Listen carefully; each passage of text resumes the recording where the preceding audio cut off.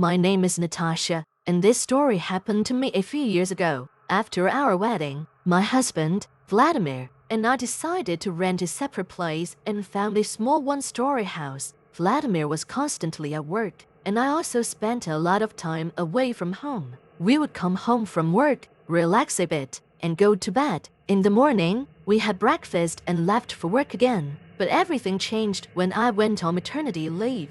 One morning, around 10 o'clock, I was lying in bed and heard footsteps through my sleep. Someone entered the bathroom and turned on the water. I thought it was Vladimir. Maybe he had forgotten something at home. But when I looked at the clock, I realized he should have been at work long ago. "Vladimir, is that you?" I called out, but there was no answer. Filled with anxiety and fear, I got up and went to the bathroom. The water was running, but no one was there. I thought that maybe I had imagined it, and that Vladimir had simply forgotten to turn off the water. I decided not to tell him about it. The next day, closer to lunchtime, I was cooking in the kitchen when I suddenly heard the front door lock turn. Then there was a rustling sound, and the TV, which was on in the living room, started making static noises. I dropped everything and went to the living room. There, I found the cable pulled out and the TV not showing any channels. I tried to calm myself down, thinking that maybe the cable had just fallen out.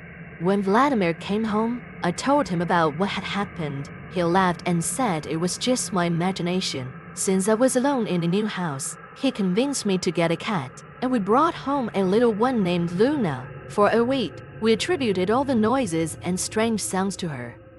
But one evening, as we were sitting on the couch with Luna, watching a movie, we suddenly heard a loud crash, as if half of the kitchen had collapsed. Vladimir and I rushed there, turned on the light, and saw chairs scattered on the floor and broken dishes. It wasn't a dream, it was happening in reality. From that moment on, living in the house became unbearable. Things kept falling. The water would turn on by itself. We heard footsteps, and the cat often stared at one spot and hissed. We thought it might be a displaced spirit, so we decided to move to another apartment. Fortunately, everything has been calm there. Sometime later, I learned that about 20 years ago, a dentist lived in that house. He had a family, a wife, and children, but after the collapse of the Soviet Union, he lost his job. His wife left him, taking the children, and he couldn't bear it, so he took his own life, hanging himself in the kitchen. Perhaps it was his spirit that troubled us all this time.